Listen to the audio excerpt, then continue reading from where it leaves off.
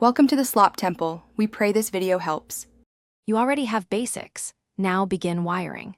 Place the note block on a 1x3 platform, then route redstone dust from where your input will be. Use a comparator beside the note block to detect signal strength changes and place a repeater to control timing. You do this because the comparator reads pulses while the repeater stretches them. Together, they create a steady pulsing source that mimics a siren rhythm. Once done, test a single pulse with a button to confirm the note block sounds.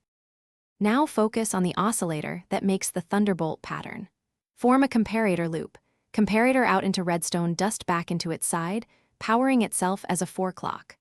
Lock or unlock with a repeater to start or stop. Make sure to add a repeater in series to slow pulses. Place several note blocks chained and change blocks under them to alter pitch across the sequence.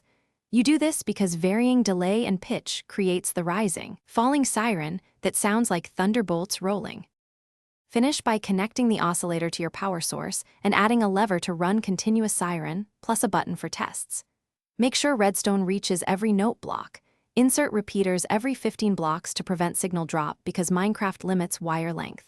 If you hear silence or uneven timing, check comparator orientation, confirm repeaters face the right way, and verify the block beneath each note block changes pitch.